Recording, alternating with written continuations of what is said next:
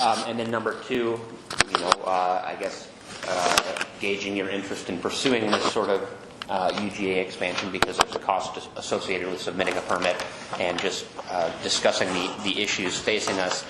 And the third item that I provided in the packet that I think is important to consider under the countywide planning policies, we have urban growth area expansion policies, and specifically the requirements for the analysis that we have to do as part of any annexation, or any UGA expansion request requires us to evaluate alternatives and look at a number of things. And so potentially there's some cost to the city for doing this, but I think it's number one, discuss the issue, figure out if you wanted to move forward with this, and if so, what is it going to take to make this happen. The other issue is that this requires both an amendment to the city comp plan and the county comprehensive plan. If the city puts it in the UGA, that doesn't mean that the county recognizes it. It really has to be done in both plans. It's really not totally clear whether the countywide planning policies require both the county and the city to take action at the same time, or whether the city can go first or the county can go first and the other jurisdiction then responds. I think for a number of reasons it's probably better for both plans to be consistent, but when you achieve that consistency is I guess an issue for discussion. So did you want to? We'll be making application both to the county and to the city for the change. Like 17 years ago, I started on Sedgwick and Sydney. The northeast corner was pulled in and out of the urban growth boundary 3 different times.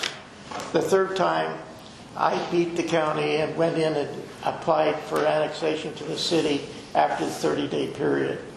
I believe that's pretty much what happened. And of course, we got that in, the Albertson store, the other corner, all of those in. Originally, when the plan was made out, we went to up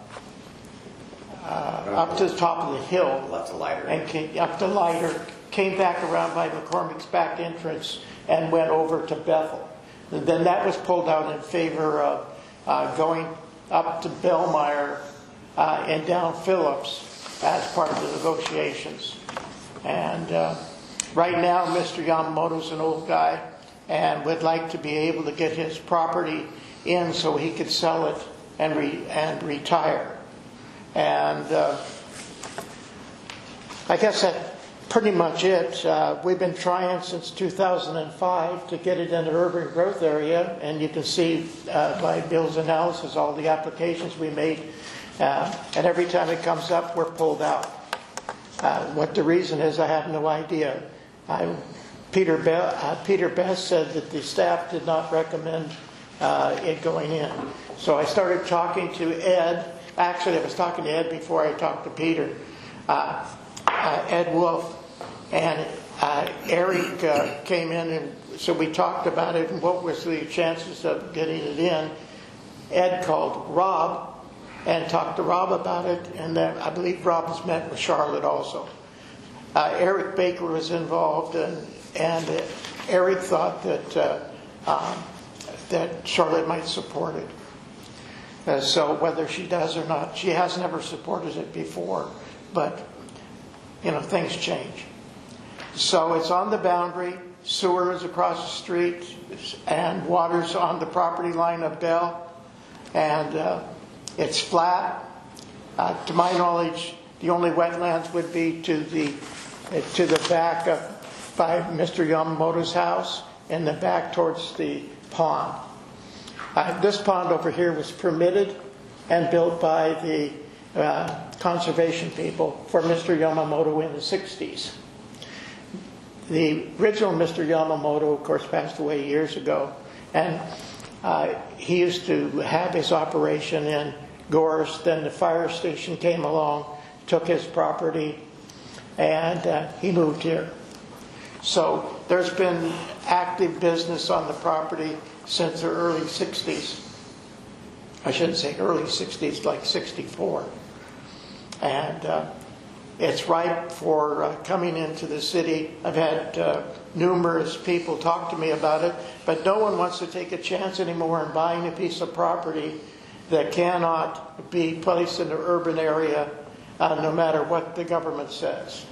I'll give you this astounding statistic to give you an idea of what's going on. Only 6 pieces of acreage over 20 acres have been sold in the last 2 years. 6. That's it. That is astounding. That is a crippling the county for housing.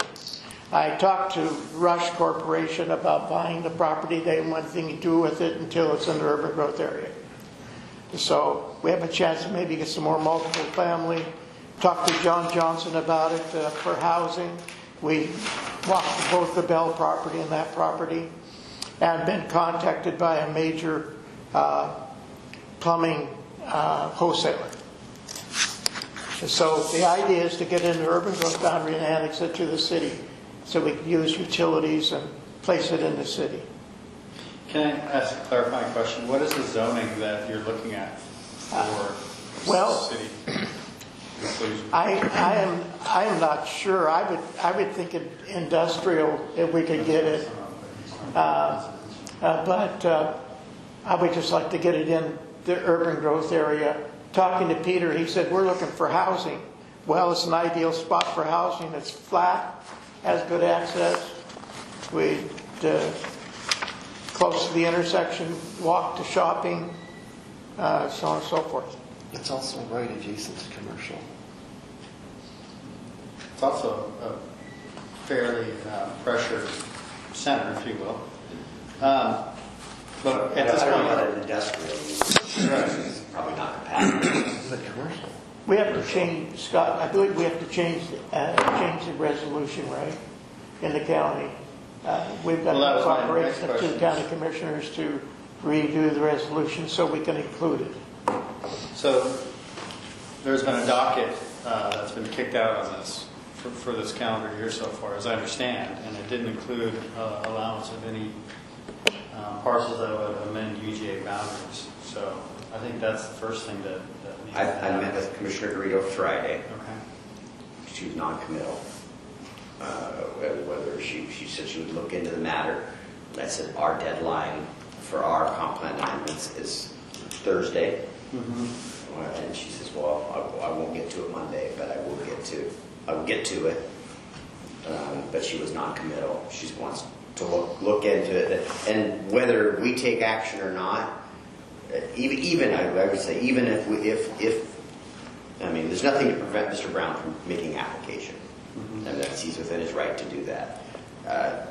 If we process that application, it takes the county as a partner to want to do that, and I can't tell you one way or another whether the county is a willing participant or not.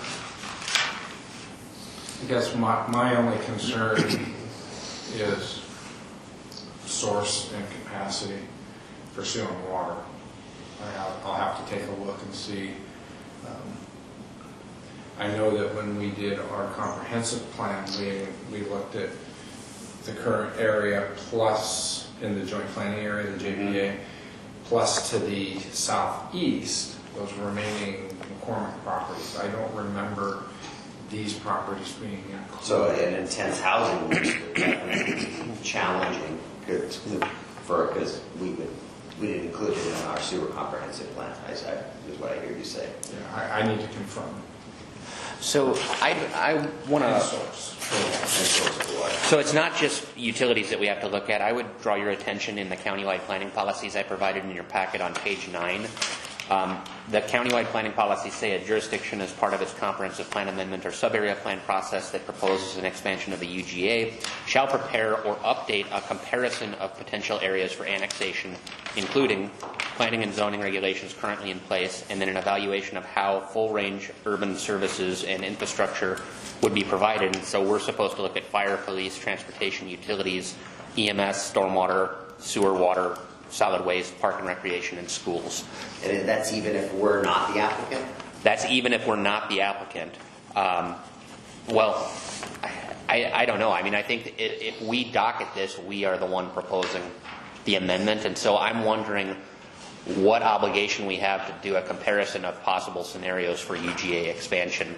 And then the other part of this that concerns me is that decisions to expand the urban growth area are supposed to look at the buildable lands report, which isn't scheduled to be updated again until 2022. And, what level of UGA or what level of buildable lands analysis do we do to justify this? We can, as council, you can always take the risk of amending your comprehensive plan and seeing whether it gets appealed. But if you didn't follow these requirements, what would the outcome of that appeal be? I don't know that we would have a very strong case. It's easily appealable if we don't have the documents to support the decision. So my thought is you can stick your toe in the water in terms of proposing this, but if there's significant pushback and you're not committed to doing these steps, I think you're going to have a difficult path forward. So, but if there's no opposition to it and you wanted to add this to the comprehensive plan, and the risk of appeal is, you only have a problem if you get appealed. The other thing I'd like to point out is I think we've all agreed in the past that there's a need for sub-area planning for this particular area. And what would it look like to have that done in advance of further UGA expansion? Well, I think that in spite of all the other issues you've talked about, right? Yeah, I think that sub-area planning could look at expanding into the UGA around this local center, but that sub-area planning process hasn't started yet. So getting that done prior to our comp plan window for this year is... No, I wasn't suggesting that could happen that quickly, but that I think we should consider that in light of the pressure that this area is feeling and proposed development as you move northerly along this corridor as well. That's coming. Yeah, we know that Setbacks 16 is our top legislative priority. Something of this nature would absolutely tip the cart as far as the backups on Sedgwick, west of 16.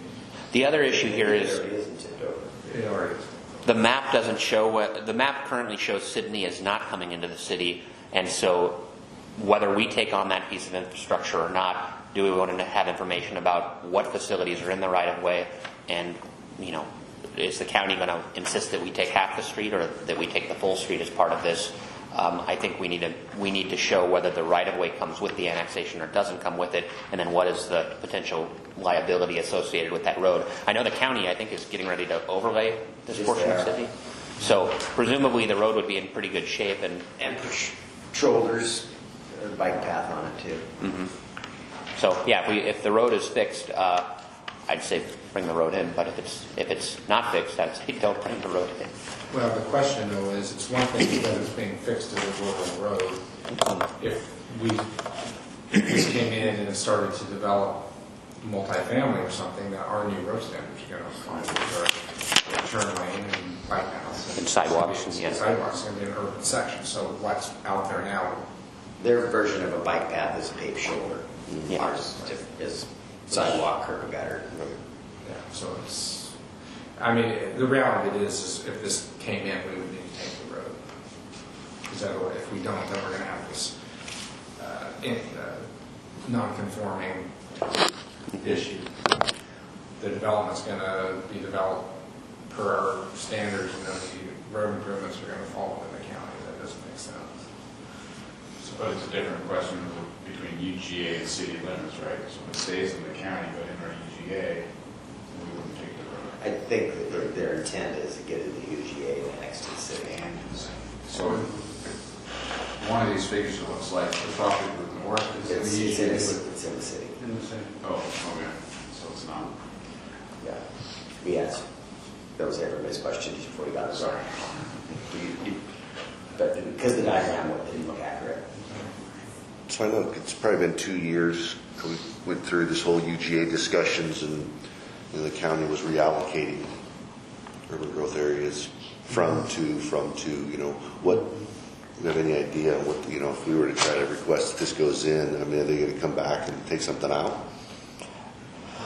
Potentially. When's the last time they've just added something to the UGA? Yeah, the way the countywide planning policy is written, it says that you have to justify a UGA expansion by looking at the projected growth and the projected capacity. And so if you're having a net increase in UGA without doing that buildable lands update, I think you're at risk of an appeal. If you do the buildable lands update and can show that there's a need for that additional land, then you might not have a problem. But there's also a step in here that requires you to look at reasonable measures, which includes upzoning and other steps that the city can take before it chooses to annex. It also prioritizes expansion of UGAs in areas already characterized by urban development.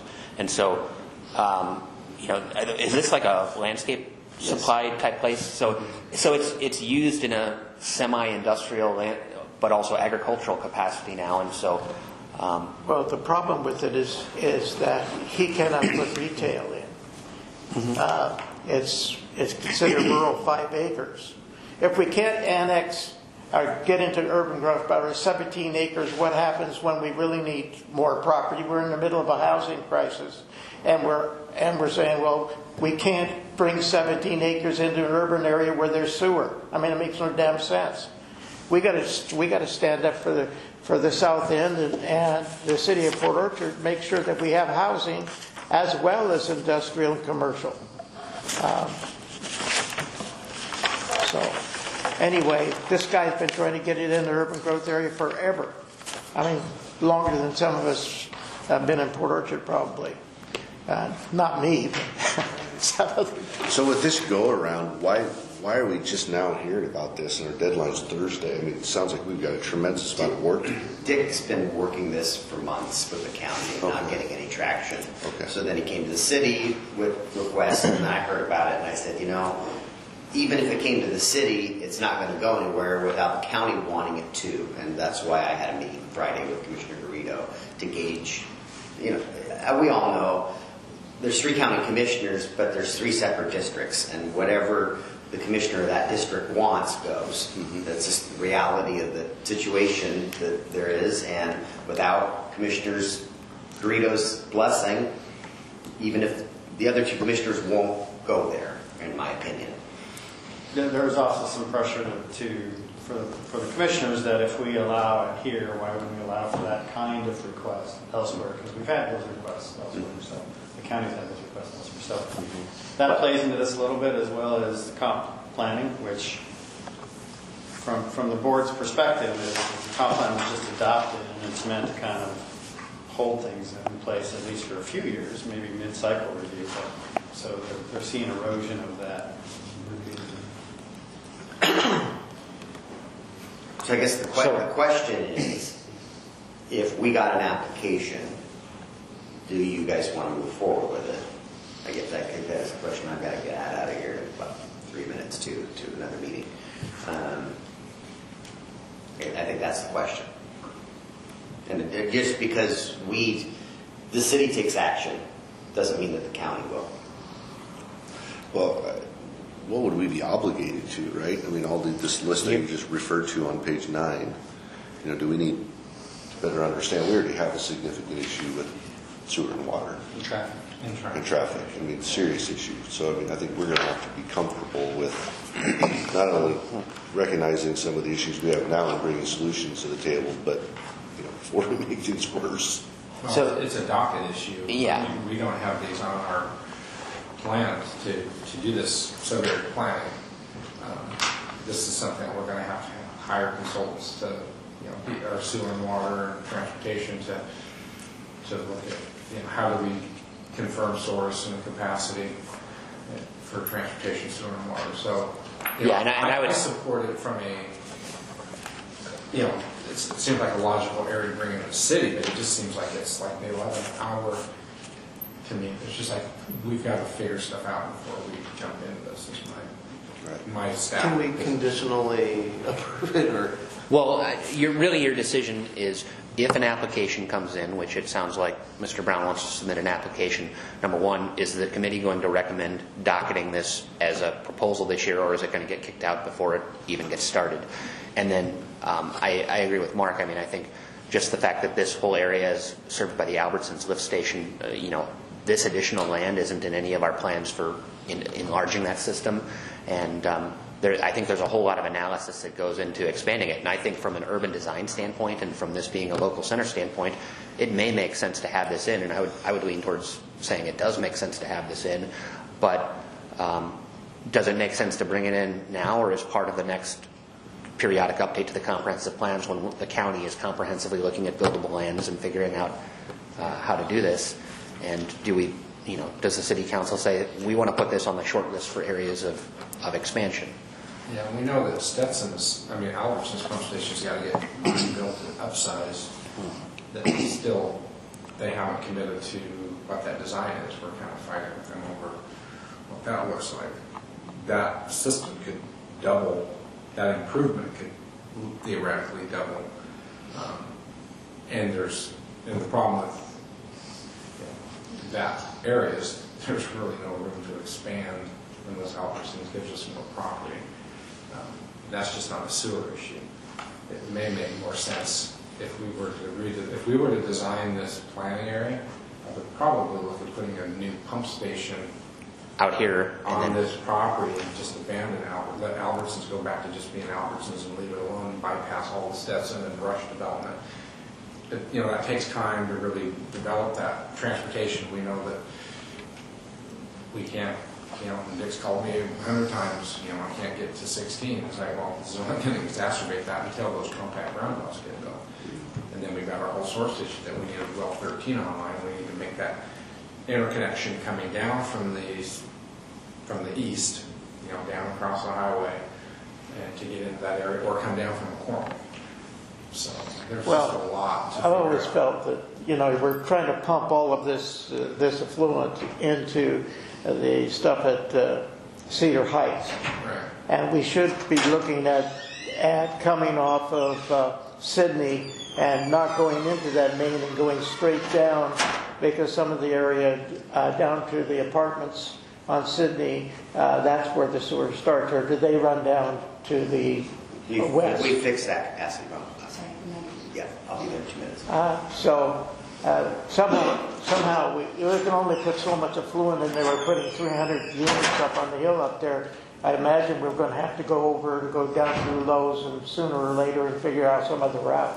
Yeah, I don't think we're ever going to get into heading that direction. Let me know. It was a block that creek, but getting from Albertsons to Cedar Heights sewer-wise is the 6-inch force main has capacity. It's the pump station and the standby storage and everything to max out that 6-inch pipe. There's just no room on the Albertsons parcel to do it. So those are logistic problems we have to solve as a city. Well, that's what we're saying. We can't take all the population, guys, and run it through the city into the county. We've got to annex property, and we can't afford to do this. You got your roads you're trying to improve, you're trying to do sewers, and pretty soon the impact fees that you charge us to build houses in your community and apartments are obscene. $30,000 for a building permit in the city of Port Orchard is too much money. Somehow we got to figure out some other route. And that might be the old way we did it when we built the second stage treatment plant, and that was to spread the cost out not only over people in the city but in the county that are going to be annexed. And that worked out fantastic, different than Bremerton, who raised fees, because the market was moving at approximately 36 months for a house to be lived in and sold and moved up to. I'm not sure what that number is now. So every 36 months you had, half of your population moving up, or whatever the number is. So I don't mean to get off my subject, but No, I'm with Nick. I think we agree this makes sense to bring this area into the city. I think it just, we've got 12 months worth of work ahead of us. Even if they put it in, we just got our budget approved. We didn't include this in our budget. It could be something that we could look at the mid-cycle review and add it to our document. There's a large body of work here. Is what we're saying. There's a lot of work to be done here to be able to conform to the RCW. And just for our own peace of mind. What's the schedule for the buildable lands report? So right now, the 8-year periodic update for Kitsap County is due in 2024. It has to be adopted, which means the buildable lands report needs to be written in probably 2022, and it'll be started in 2021. So it's a year-long process to write that report. We have to gather all the data on what's been built over the previous 8 years. We have to look at zoning changes that have occurred and basically update that countywide analysis. So that's, that's set to start here in another 2 years. And it went to an 8-year report from 5? Yes. Okay. Yeah, it's the periodic update cycle is an 8-year cycle. Right. The buildable lands report used to be a 5-year, so it went to an 8-year. I saw that in the countywide planning policies, and because the periodic update is every 8 years, you don't, even if the countywide planning policy says you're supposed to do it every 5 years, I don't know that I haven't been here long enough to see the county do a mid-cycle review. So I don't know if one is planned or not, but. Well, before I take off and finish your other business, we'll make application to the city and to the county. We'd like a strong letter of support from the city council and from the committee. And we'll have to take it from there. And then Bill and I will work with the county to see what we can do there. Is that fair? Okay. You need have any other questions? There's some stuff in there about how long we've been trying to get in the urban growth area. I don't know if you want to read it or not. I thought the pictures would be better. But. I provided everything you gave to us to them. Yep. In their packet. Okay, thanks, guys. Thanks, Dick. Appreciate it. And ma'am? Thank you. Okay, item number 2, engineering standards. All right, thank you. So our last engineering standards handbook, development handbook, was prepared, I think it was adopted in 2016 or 15. And since I've been here, which is 2 years now, we've been trying to adopt a cleaner handbook and kind of we have some conflicting documents between our municipal code and what we have in our handbook, what we have in, also 2017 is when we adopted the new land use code, and that was a big step here. I know you guys are all aware of that, and so we're trying to, since then, we're trying to make 2 clean documents here. Well, let me back up a little bit now, a little more context. So when I came here in 2008, the city had a handbook that was 1985, I think. It was pretty outdated.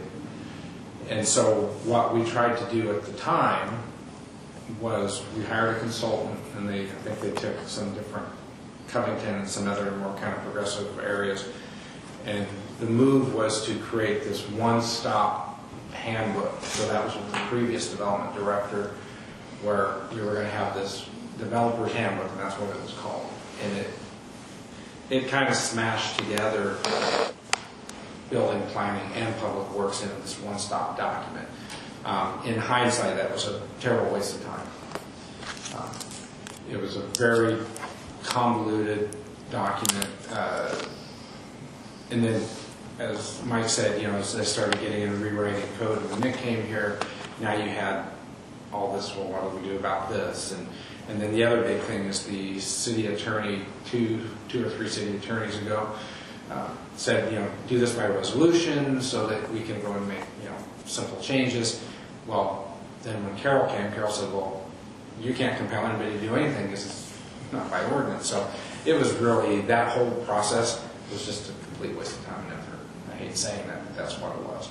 So what we've done now is Nick and his group have gone through and stripped out everything from now what's going to be back down to the developer's guideline, but as a public works standard, stripped out and making sure there's in code what needs to be in code. And then, so we're not moving back to that 1985 document, definitely, but we're finding that medium in between. A workable, usable document. And then one of the biggest things is obviously transportation in the road sections, making sure that we all agree that based on our recent transportation plan, we had TSI actually go through and then actually categorize every single road into different categories. So, I think the direction we're moving on updates is the right direction for the city. So, yeah, we've had a lot of input. We had local developer engineers review this. Actually, that was before I got here, but in that time, operations crews looked through our details.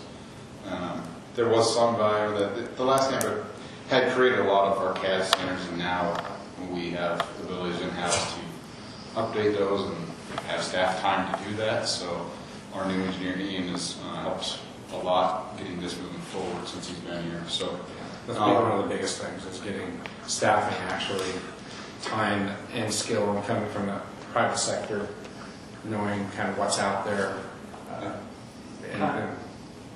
How far along are you? So here's where we are. So we are, what I have here is our current, close to final adopted plan is what we're hoping that, that's why we're kind of here to talk about it, is we'd like to get this in place at the same time or before the zoning code update is in place, which we're talking about later today. Because there's still interface between the two. Exactly. Yeah, It's being referenced. My concern is that the new zoning code and the subdivision design standard is going to reference this document, but I don't want to reference the old document because we're looking to update it, so it seems like they need to happen together. And I would just characterize the update that we're doing right here. I mean, we've talked about a total rewrite of this thing.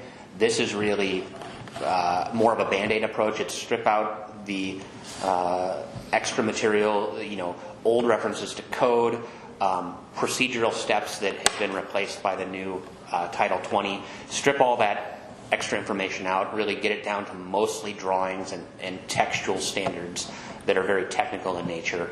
And we've updated a few of the drawings. I think previously there were drawings that said that certain features were optional. We've clarified what's mandatory and really just cleaned up the drawings. And so I think the two go well together.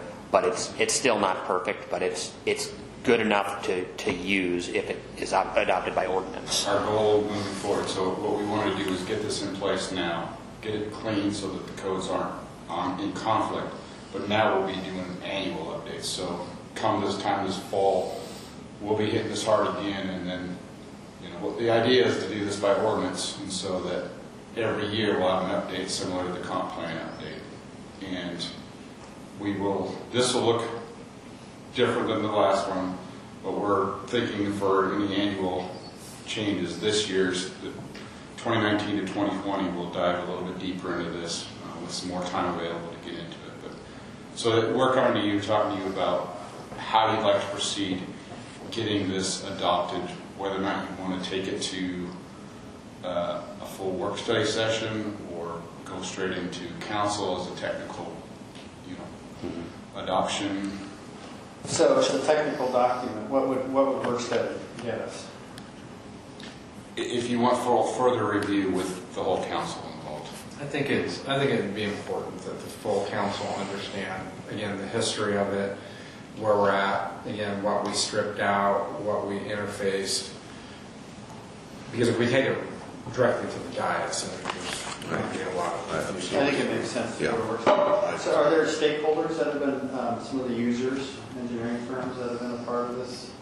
We already took when we went through that big, the 1985 to the 2014 or whatever that was, we were working with home builders. This version doesn't change any of that. Really what we're doing in this is we stripped out a lot of the building planning stuff that didn't need to be in there. We've made it easier to understand and to determine what road section, half road improvement you have to build, where before it was very convoluted. And then we've just added some more details, like we never had a road approach permit, and we are, like the county does. We thought, we need a road approach permit, we need more site distance criteria. And so we've added some stuff that is just more for an engineer coming in and wanting to do development in the city, having more information. So we've added some details that kind of contextually, there's nothing that I would say is like when we went from the old handbook to the developer's handbook, yes, that was significant enough to take it through the home builders. Because that was when we were going from literally, we had one road section in the city, you know, and that was it. And then now we have like 10. Well, that hasn't changed. We're just kind of refining what we have and improving what we have. So I would say this doesn't need to go back through home builders because there's nothing that's changed. We did get some red lines on our current handbook before I got here. When I got here, there was a binder similar to this, a little bit thicker. Yeah. Red lines from 3 or 4 different firms. We went through One would be a local engineer. Yeah, we went through home builders and they had a So I got subcommittee. similar comments. Yeah. So we did run the post handbook back through home builders again. It did Yeah. go to the whole- My only hesitation is that with the whole zoning code going to work study in February, if we add the 10-chapter public works standards document, you guys are going to have to start reading as soon as you leave this meeting, because it's going to be a pretty lengthy thing to review. And so I think the zoning code really needs a lot of attention, and that handbook is much more technical, and probably you should look through it, and if you have questions that arise, ask the questions. But I think we're deleting more than we're adding in terms of content, and it's, the whole introductory chapter is being deleted because it's like how to use this handbook, which is was not actually how to use the handbook, because we have code requirements that explicitly state the permit process. So you're advising not really to get into the weeds of this document at this point. Yeah, I would look at the drawings and see, what our road standards look like. I mean, I think the picture is worth as much as anything. And we went from having probably 25 or 30 pages of road standards down to 10? Yeah. And the McCormick stuff, which is part of the McCormick Development Agreement, is out of the handbook altogether. It's just part of the development agreement. It didn't need to be in the handbook, because we've got people who would come in and say, well, why can't I use the McCormick standard for my development? It's in the handbook. And we'd say, well, that's just related to this development agreement. And to me, one of the biggest things is they had pulled tables. I think it came from Covington, where you would go in and you'd go through these 3 different tables to look at all this criteria to get you to like a road section, rather than what we had TSI do, which was look at our classifications and what we were looking at from the zoning. Kind of almost like ancillary to what we did when we went to Bothell and Bethel Corridor, and we kind of said, hey, this is what is this going to look like? What do we want the road sections to look like? And so we scrapped all those old tables and just said, now we've got a simple map that have different colors. And if we're going to build on Sydney south of 16, yellow is, and this is the road section. And, it takes a lot of the guesswork out. And we've added the Bethel Road section that we created as part of that corridor study. That is now our, a minor arterial, or Right. arterial B, or I forget what the category is, but we actually had to take that Bethel standard, which was similar to a standard that we had but wasn't exact, and we've now made it a standard. And we did the same with Tremont and Sedgwick. So everything, a big part of what changed in this, I would say, was on sewer and water and storm. It was really just kind of some minor, we want copper or this instead of that. The biggest thing that we really did was took another good hearty look at our road sections. We've also added a more detailed chapter of stormwater in the past. Just when our land use code update came out, we adopted the stormwater manual, filed the state manual, and it was good. But what we've done is also added some more detail from that, so it's easier for our developers and engineers to say, okay, this is what you guys want. Sometimes we're still getting applications that don't really reference the manual, and this kind of helps them guide them a bit. That's what we want in the handbook. So do we require standardized line types and symbols with all of our plan symbols? Yeah. Okay.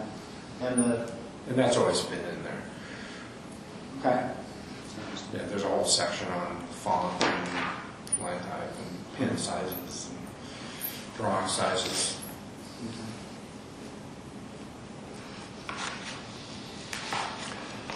I wonder if All right, it so- gets referenced in our zoning code updates where, just let the full council know that at the same time we've been working on this, so they do sync up and anybody wants to review it. The other part of this is that this is not a development regulation in the same way that our zoning code is, and so we didn't want to send this to the Planning Commission as part of that ordinance. We wanted it to be a separate ordinance that was, these are our public works standards. We're going to amend Title 13 and 12, where our road and water and sewer and storm chapters are, and so they're following a different path towards adoption. But you still want to just have this as a 10-minute discussion at the... Yeah, I think it should be discussed and presented, but I would just encourage this committee, I guess in your report, just say that this is coming. You should really take a look at some of the road section drawings and note that a lot of redundant information is being deleted rather than things being added. And So when and how do you want this updated document distributed? we should email. I think we should send it out ahead of the packet for work study to give a little bit more time to go through it. But as soon as we think it's ready. Around the next council meeting? Yeah. Or even the end of this week or middle of next week. That sounds fine. I'm okay with an underlined strikeout. I don't know that I need a clean version of the strikeout. I don't know if we've even got a red line strike. No, we do. We've got one document that... Yeah, it's in red line now. Okay. I think the only thing that's hard is when you delete a drawing. The drawings will be clean in the red line strikeout, but the text will be redlined. Mm-hmm. So we won't provide you all of the old drawings to put side by side and compare. That's a lot of effort. Okay, so All right. our task then is to get this out as soon as possible so that it goes to the February work study, and then upon recommendation of the full council will then be in the last meeting in February. It could actually go forward ahead of the zoning code if necessary, so I would put that for the end of February, and if the zoning code needs more time due to discussion or issues raised, we can kick that into March. But Right. At minimum, it'll be item 2 or 7B, and the zoning code will be 7C at the last meeting in February, unless the zoning code gets pushed out further. Okay. Okay. All right. Street cut moratorium. Okay, street cut moratorium. How many years? And then these were, this didn't get in the...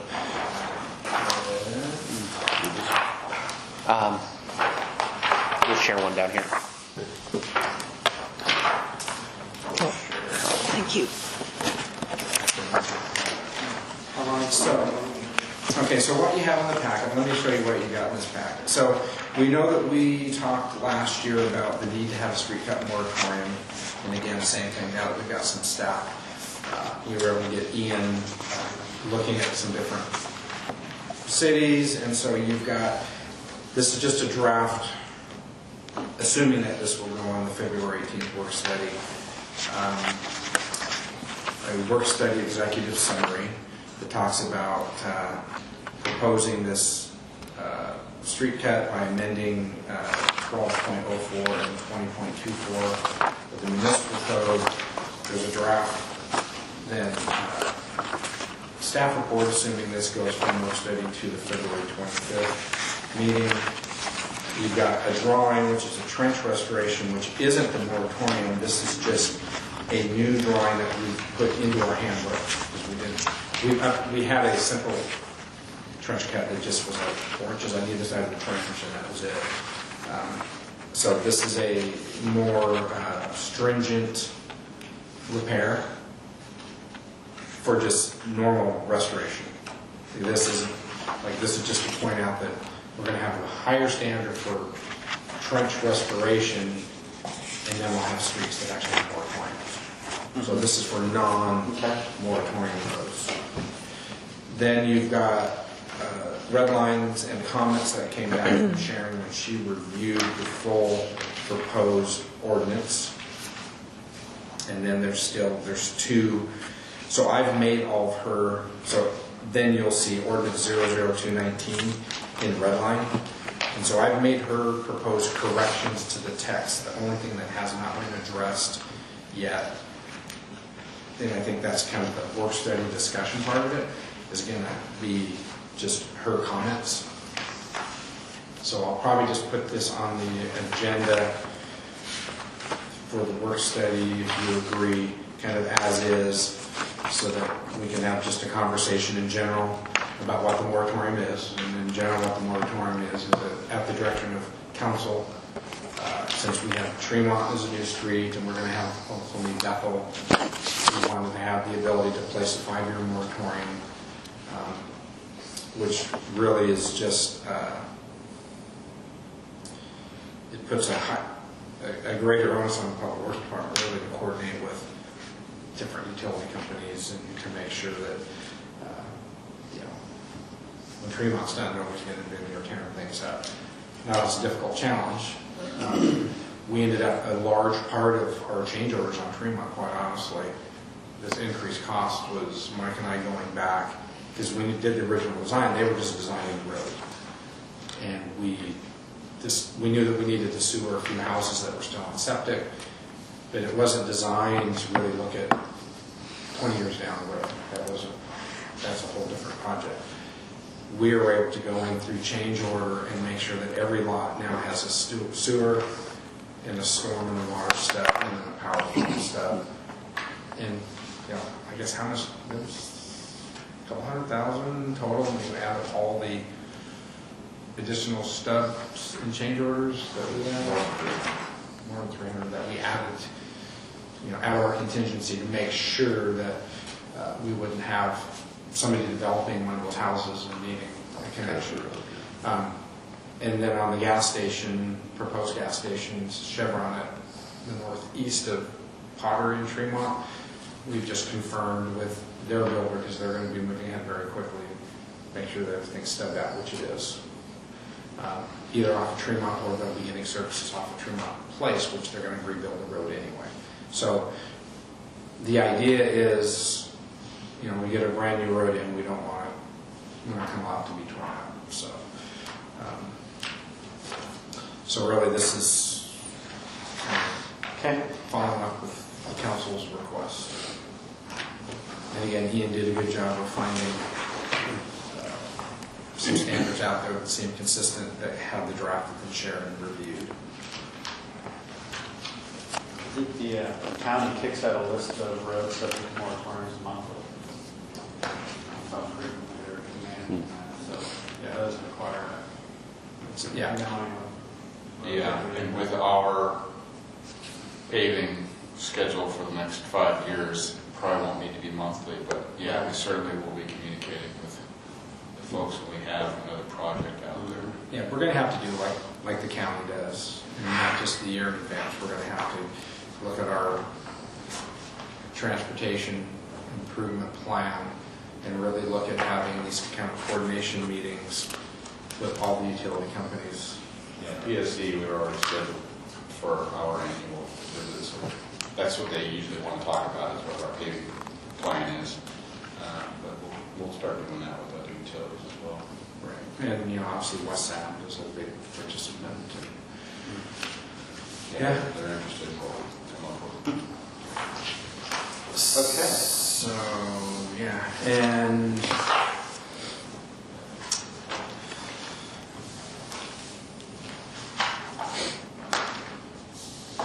that it then? yeah, I'm just, so this, I guess this is just for the handbook, so we already talked about that. All right, zoning code update. All right, so we provided a link and I think a separate email last week providing access to the new zoning code. The plan right now is to take that forward at the work study meeting in February with a possible adoption at the final meeting in February. The hearing at the Planning Commission is scheduled for a week from tomorrow, and we're having a special Planning Commission meeting tomorrow night just to review everything one last time with the Planning Commission, to go through the whole document, make sure that all their questions are answered in advance of the hearing. I wanted to bring to your attention as the Land Use Committee just a handful of items that are potentially would be raised in a public hearing or by the public. I don't know that they're necessarily controversial, but they're certainly different, and so kind of giving you an expectation of what you may hear about as part of the zoning code. And we're going to follow this up in a memo, so you can take notes if you want to, but we're going to send something out that outlines all of these issues to you here in the next couple of days. So just, and I wrote myself an email here, so I'm going to just kind of read off of my list. The first issue that's changing that's a little bit of a difference is the front yard setbacks in all residential zones. Previously, the city had a 15-foot standard everywhere in the city. We're proposing to reduce that to 10, which is consistent with what is at McCormick Woods. But our initial proposal was actually to say in areas of existing development, leave it at 15, but in areas of new development, it can be established at 10. And really the reason for this is that we're trying to de-emphasize garages as part of an architectural design, and by letting the building come farther forward, you're creating that much more of an incentive for somebody to use that front yard space rather than having a 20-foot driveway and forcing them to set their house further back. It also makes larger rear yards by bringing the house forward and preserving a little bit more land in the rear of the house to have a usable private space. The code does allow for setback averaging as well, and where there is existing development, it's the average of the setbacks, and so you sort of stagger things. So that's front yard where you've got existing development on either side? correct. Okay. Yeah. So anyway, the front yard setbacks are different than what they were previously. Another big change is that the downtown overlay district is totally gone. We're replacing it with a downtown height overlay district and a downtown mixed-use zone. So the uses that are in our previous DOD are now just uses in the use table for a specific zone, and then the overlay district is purely about heights, and it follows what we had before, where on one side of Bay Street you got a certain height, on another side of Bay Street you got a different height. Between these cross streets, delineated another boundary. We've converted all of that text that was really complicated and hard to follow into easy to read maps, and so the map just says downtown height overlay district 3, which is a 3-story building, 4, which is a 4-story building, and 5, which is a 5-story building. And so it's very straightforward and easy to read. We did in the downtown mixed-use overlay districts the controversial uses of bail bonds and other things. We've retained the same restrictions that have always been there, and tried to make those clear that bail bonds are only allowed on the second floor. So we've had a lot of discussion over the years on that. The self-storage overlay district, we're replacing the interim self-storage overlay district ordinance that we adopted last year. It's largely the same. The map has been tweaked a little bit, but generally we're trying to restrict storage to certain areas. It's all by conditional use, and there's an additional criteria that says that you have to do a market study to show that there is a local need in Port Orchard for storage, so that we don't become the dumping ground of storage facilities for the whole area. That the amount of storage in Port Orchard meets the demand based on our population, not based on the population of the whole area. And so, in talking to some industry people who deal with self-storage, there's a very specific formula, and they have it down to a you look at your area of where you're proposing to build storage, you look at the population, and you look at the square footage per person, and they say yes, storage works, or no, storage doesn't work. So they're very accustomed to developing these types of reports. Are we promoting multi-story storage facilities? We're not. We don't require it. If we wanted to, we could add a criteria that said that they had to be multi-story. I think it'd be worth thinking about incentivizing that so that it's not as land intensive. Mm-hmm. I will make a note of that and bring it up with the Planning Commission tomorrow night. The same type of market study is also going to be required for gas stations. I think that one of the concerns that we have is we've had a couple of gas station proposals come in, one on Tremont, one on Sedgwick, is that Sedgwick, there's already 4 gas stations at Bethel and Sedgwick, and we're worried that if a new one comes in on Sedgwick, is an old one going to close, and then there's going to be underground storage tanks in a site that sits sort of abandoned for a long time because of the cleanup costs. So we want to make sure that gas stations are a conditional use permit, and that they have to provide market studies showing that there's not enough facilities currently to meet the demands, not just that we want to run somebody else out of business and create an eyesore on the community. The view protection overlay district has also been modified. The height restrictions are the same, where you measure from the uphill average elevation to the top of the roof. But rather than previously in the business professional zone, it said 28 feet, and in the residential zone, it said 15 feet. Because we're going to a form-based code, we're changing things to say that a detached house can be 15 feet, a mixed-use building can be 28 feet. And so we're changing the height restrictions based on building types, which do correspond with the zones that are allowed. But, based on the types of buildings that are allowed in those zones, we wanted to make sure that those building types were actually viable. So you'll see, instead of just a height limit by zone, it'll be by building type, and so all 15 building types are listed with a height limit associated with it, and it's either 15 or 28 feet.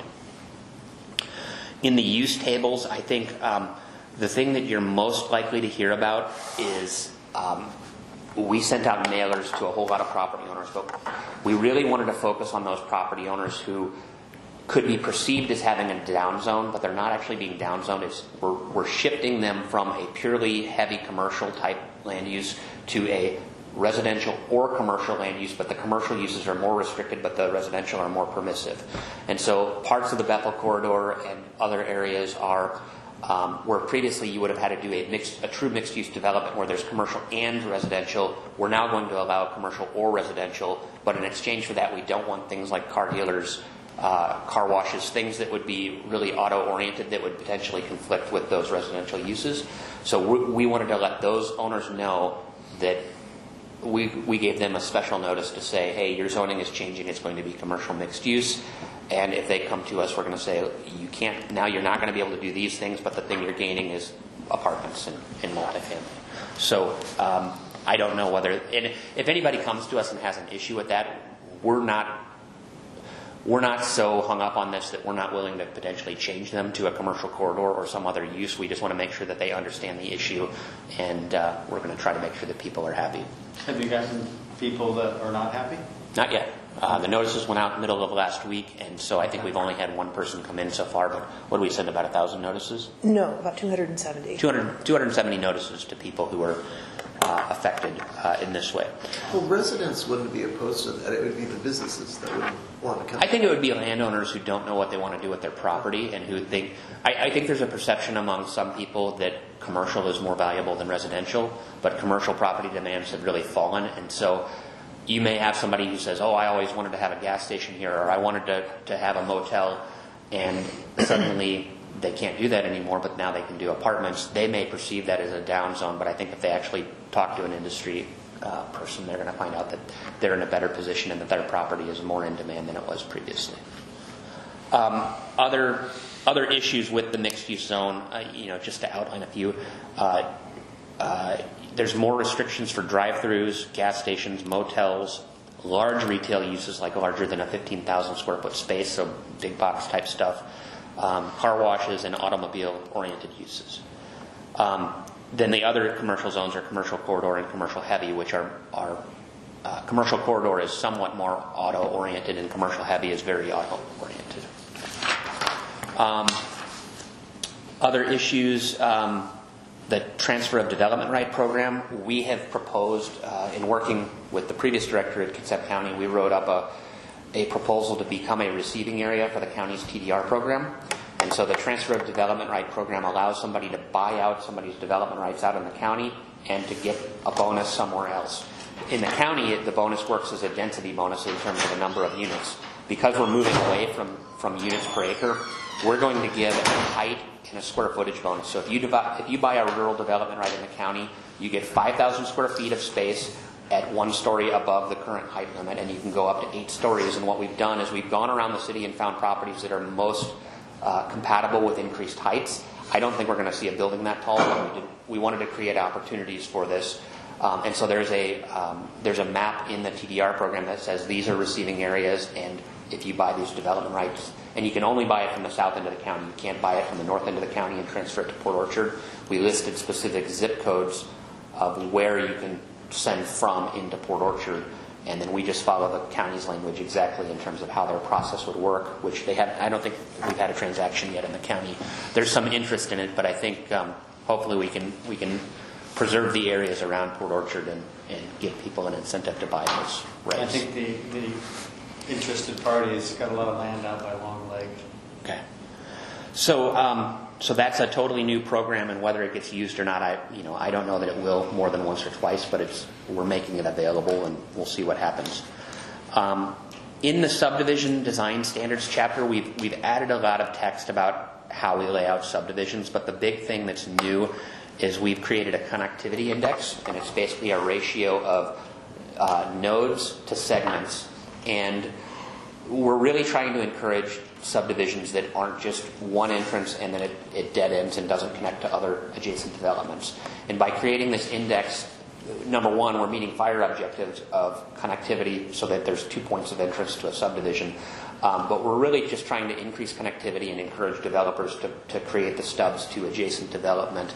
And they get to choose how they do it, but they have to meet a 1.4 connectivity index, which is the ratio of nodes to segments.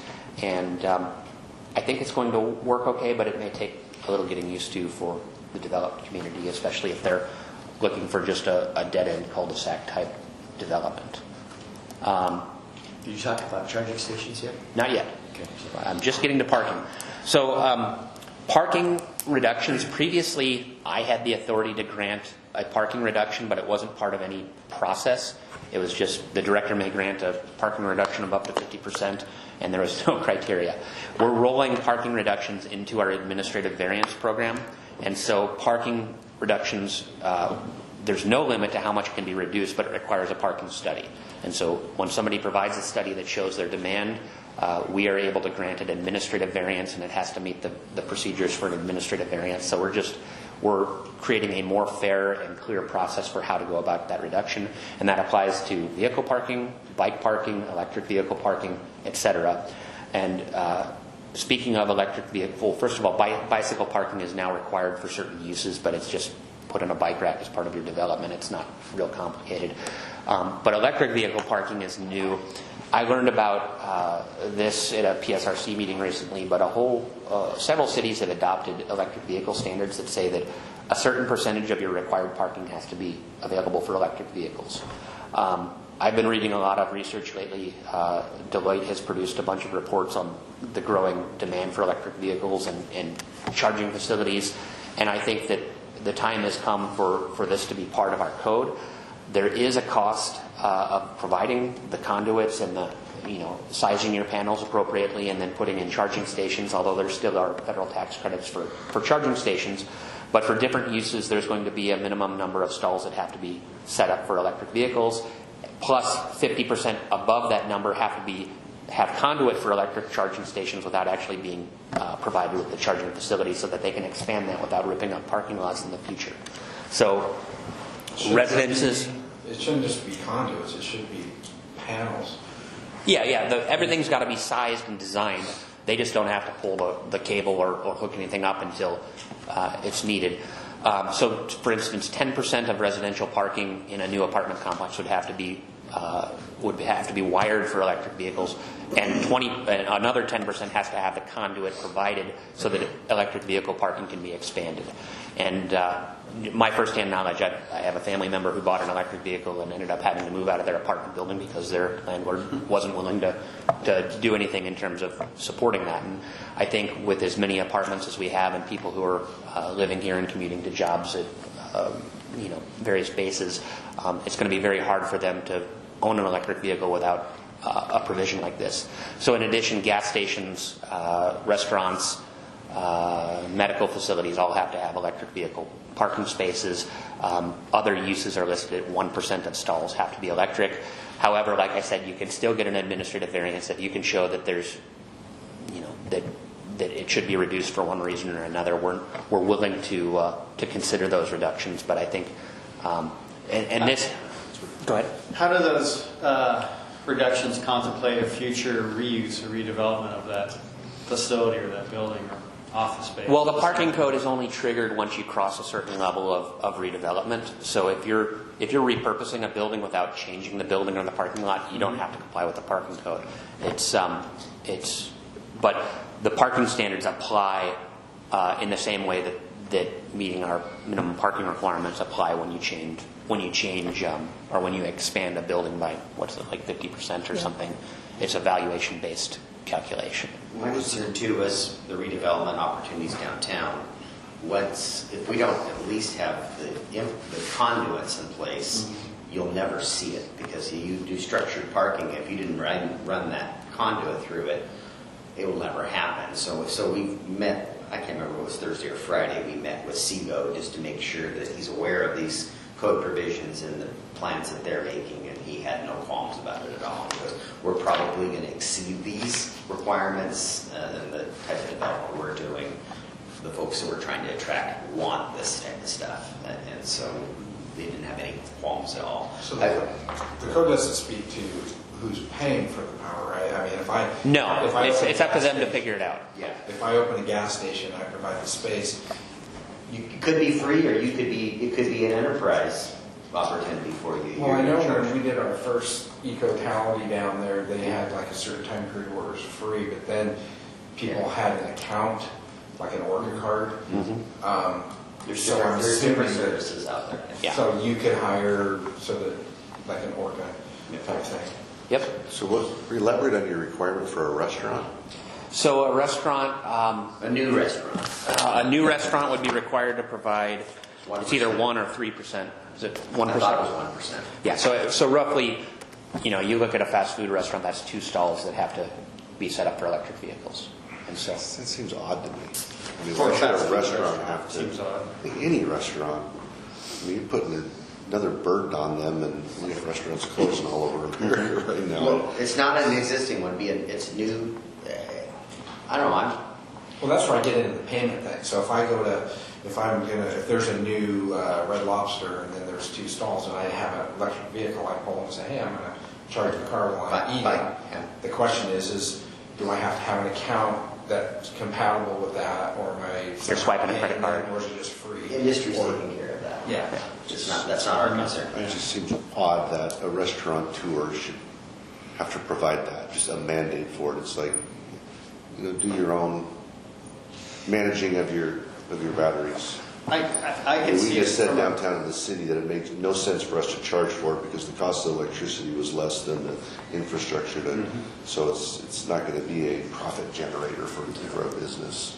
And I don't know what the cost of these things would be. 2 years ago, I was down at Cannon Beach, though. It's all over the resort, from hotels to If they feel like restaurants. there's a competitive advantage, let them do it. I don't know why we mandate it. They were doing it of their own free will. Yeah, there you go. And I'm more concerned about the conduit versus right now that restaurant putting a charging station in is putting the conduit in the ground to their parking lot so the pedestal's there, and when the market truly is, because the market is, I don't think the market is there today. There's some, but McCormick Woods is not ever going to cut up their parking lot to put this stuff in. It's cost prohibitive. But when you're So what does a building new restaurant mean? This is a ground up. I mean, so if you're Yeah. down at Cheers right now and someone wants to bring in he and blows that up and starts over, he needs to meet Yeah. these requirements from the housing standpoint and the commercial but if we standpoint. left the structure the same, just moved a new restaurant in there and called it Cheers. No requirement. Yeah, I mean, to me, this is just when I would never buy an electric vehicle personally because I'm thinking if I want to drive to California, planning that trip would be so much more difficult. That's why you got to run 2 vehicles. That's why they have Right, hybrids. I'm just saying. Well, So and this, hopefully, I think we're getting where you don't. well, that's what I'm saying. These just provide more options. To me, the big thing, it isn't just conduits though. If I'm designing my service load for my restaurant, and I need to make sure that I'm going to have to get a 480 3-phase instead of a 322. It's And how's that enforced? One, Is two, that up to the private business Depends to tow someone who maybe parked there in their restaurant that doesn't have an electric car? there's specifications for signage and whatnot, but I don't think the city enforces private parking restrictions. It would be up to them to enforce it. Yeah. It's a curious requirement for fast food restaurants. For people who are Yeah, I would agree with you there. You're not there long enough at a fast food They're restaurant. not big enough, hopefully they have 100 spots. And Sean, I mean, really, even at your typical restaurant or a bar, you're not there long enough to get a charge. Yeah. But I can see a hotel because you're staying overnight. I can see your apartment because you're living there. At a gas station, I mean, a fueling station, though, I think there's a logical nexus to. well, it's a travel. What are you going to do though? So I'm sitting there to get any juice at all, you're going to need to be on this thing for a couple hours. Now they're saying 45 minutes for a level 3. Their fast chargers aren't. Yeah, so if you drive a ways to get to your restaurant of choice, then it could make sense. Yeah, I think they're saying you can get to 80% charge in 40 minutes or 45 minutes on a lot of these. That's not what I understood. Yeah, it depends on if you're doing The level 2s are 4 hours, and that's what we got. We just installed them last week. here for the car that we're getting. And that's what we have And to- the level ones, like Scott's referring to, is less than an hour. I think that's what we have in Warford. So anyway, I would just Yeah. look at this, look at the tables. If there's changes that you want to propose to this, I'm supportive. I think the apartments, as the mayor said, are really the key, is providing opportunities for people who live in apartments to own that type of vehicle. But take a look at it and let me know if you want to meet or propose any changes to it. Finally, concerning parking, we've added an extra column to the parking table that talks about the number of stalls per square footage of use, and it basically increases parking requirements by 10% for uses where on-street parking isn't provided. And the idea here is that if you're establishing a new use and nobody ever built the parking lane, it provides the incentive for you to build the parking lane, because you essentially get a parking reduction by having the on-street parking built in front of your use. And not all roads have parking lanes. Like Bethel isn't planned to have a parking lane, but where parking lanes can be provided, you get a reduction basically for providing that. So it incentivizes the build out of the parking lane. Finally, significant trees. This has been made way more user-friendly, and we've also closed the loophole that allowed people to go in and log a property outside of development and then come in for development later and basically skirt the tree retention requirements. And it's now, there's a graduated replacement ratio based on the size of the tree that you remove. If it's a 36-inch tree, you got to do it's either 3 or 4 trees. If it's an 18-inch tree, it's only 1 to 1. And so previously it was a fixed ratio, and now it's graduated. And the chapter is about a fourth of its previous length. It's very, very simple now. I was on, Russ Shiplet and I were talking Friday about another matter, and they're aware of the code changes. They would like for you to come to the HBA at their next meeting and give a presentation on it. Okay. So he's going to send you, he said he'd send you an email. I'm just giving you a heads up, it's coming in. Yep. It's I will. such and such date. I think it's a week from Thursday, so I can probably be there. Okay. You may just mention the handbook, even though they've already reviewed it. Mm-hmm. So, did his heads up there. You guys have questions for Nick on the code? When I was You down, want to circle back? So did I. yeah. So, Bill Palmer. I mean, it's not very often that I agree with something that Bill Palmer writes. But if you, the last page in this package, the last 2 paragraphs are really going to sum it up. Now in 2019, the county is not allowing any applications to be proposed to enlarge the county's UGA.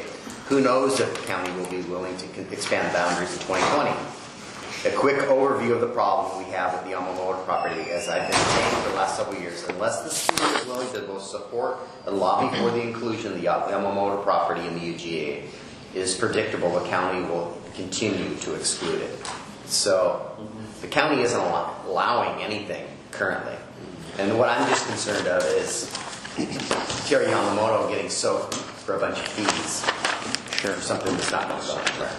So what I would. Trying to get away from, ideally, they'd like to get away from any revisions prior to the 8-year updates, but I think they're willing to consider mid-cycle reviews. But I don't know. So does Charlotte feel like she's not? I would. Do I have to answer that? To that point, the countywide planning policies do say that interested citizens may initiate an amendment to the urban growth area through the comprehensive plan amendment process. So, I mean, it's specifically authorized by the countywide planning We policies. can't prevent them, I don't believe, submitting an application. It's Yeah. whether it's just how does it move Yeah. forward. Is there an obligation to docket it and actually consider it, or can they just kick it out without consideration, I guess is the question. If you just look at our city, we have a lot of housing that's available, and it is being built. You look at what's happening around the Cormac Woods, and what's happening with perhaps a new apartment complex because of the opportunity zone here by Sedgwick, and it's like, so I don't feel like we have a shortage of our ability to influence housing, but the issues we have, I just don't want to make them worse. I mean, look at the issues we have with our sewage treatment plants and our wells and our water and our lift stations, and it's like, let's not add to that until we can solve some of these problems. I'd like to see. Sorry. Can we adjust the boundaries? Because if we add something, do we have to give away something? We don't know. Well, Why would so we give away Long most Lake? likely. Why do we have Long Lake in our UGA? We don't. it's out. But so the one concern that I have is, and the zoning code is going to have the effect of increasing our capacity in the city even more than what it already is.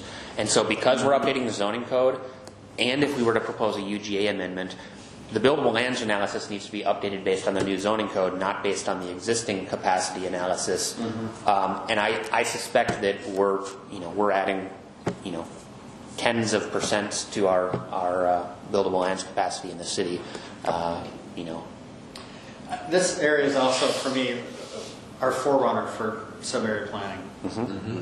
And I would like us to consider that before we alter the boundary in that area. That's just my personal view. Sure.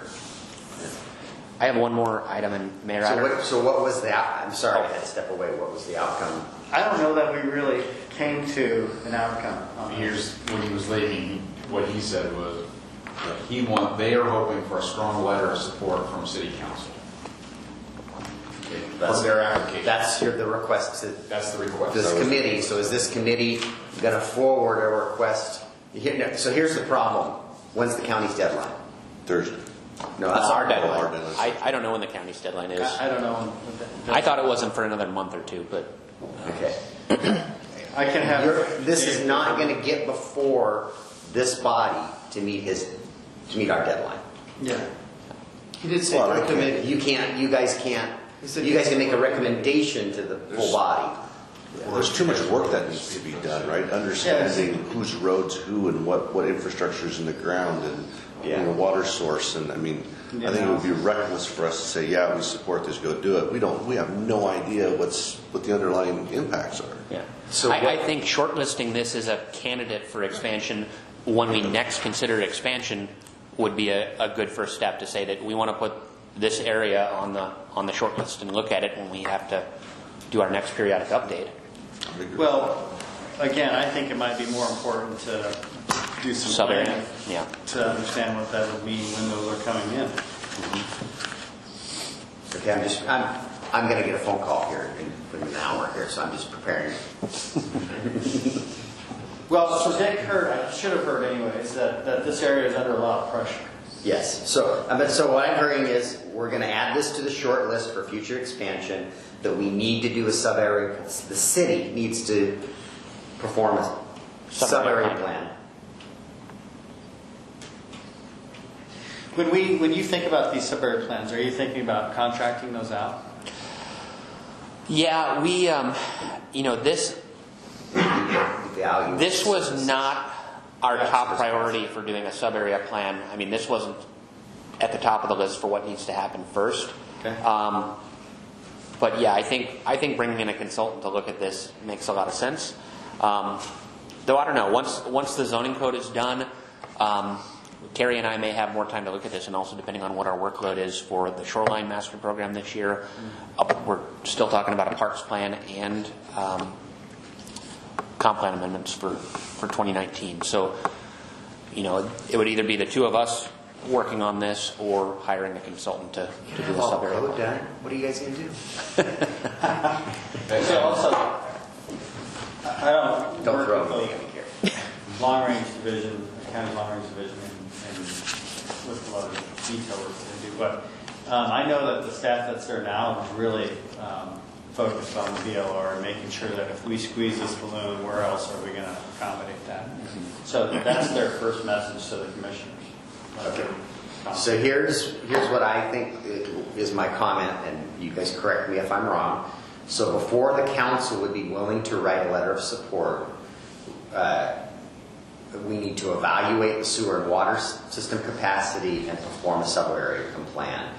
Once those tasks are done, we may be willing to add this to a future shortlist for expansion. Is that an accurate statement? Or not? Comfortable with that? Are you? Yeah. And that's what I'm going to communicate to Commissioner Garrido. Okay.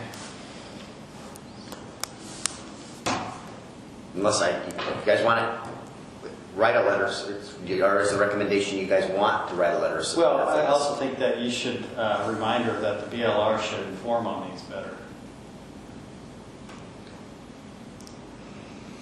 Well, it's hard for me to support something that we don't know all the impacts to. I mean, I think. Or whether this- it's needed. Or whether it's even needed. I like it because it's geographically close to where we're developing. And I agree with all Completely that. agree. Right, but we got all these other parcels. We don't know about the sewer and that water haven't been capacity. infilled yet. Right, and so are we at risk by saying, hey, bring it in, this is good, and then we're obligated to perform this? And we can't perform on what we've already obligated. And I would point to, You make a really good point about, I mean, you've mentioned in the past infill opportunities that we have, but also that with the change in zoning, like you said, percentage-wise, much more opportunity. so the Bell property to the north hasn't developed yet. If the Bell property suddenly showed signs that it was moving, it would be logical then to continue looking beyond that. Same with the Kruger property, the What Tallman. property is that? That's the blue property Right on the next map. to Al. Oh, there, okay. Yeah, so Right, the commercial property. that property is already in and nothing has happened with it. Right. And so, and there's the Kruger property, the Tallman property to the north on Sydney that nothing's happened with. Across the street from Albertson. So, yeah, I mean, if we expand our UGA, is there more or less pressure to see those properties develop where there's already better infrastructure? Well, like I said, we already went through, if we expand it, I have the feeling they're going to try to reduce it somewhere else in the city. And we just went through that exercise, trying to hold on to everything that we had and clawed back some of it. And nobody's volunteering. Right. Yeah, that's the thing. Right. So now, okay, you've got a landowner that wants to come in, and downstream impact from that is someone could lose it without their. Yeah. Okay. So I had one other item I wanted to add just real quick. Mayor, I sent you an email last week concerning a bill. There's a hearing tomorrow that considers making a Class C felony to assault a code enforcement officer, which I think it is a Class C felony to assault a police officer, but code enforcement officers aren't afforded the same protection. And so, whether we want to ask Brianna to sign in at that hearing or take a position. I think that seems logical. That was a really lengthy email. I'd like something a little briefer and more concise. Well, and then I will forward it to Josh and Brianna. Okay. I had to read quite a bit to get to the meat and potatoes. Yeah, there's one line in there that I think is House Bill 1337 is the second attempt to amend the RCW to include assault on code enforcement officers in performance of their duties as an assault in the third degree of a Class C felony. That's the Send that in an email by itself, and I'll get it to the Yeah. obvious. All right. All right. Thank you. We'll adjourn at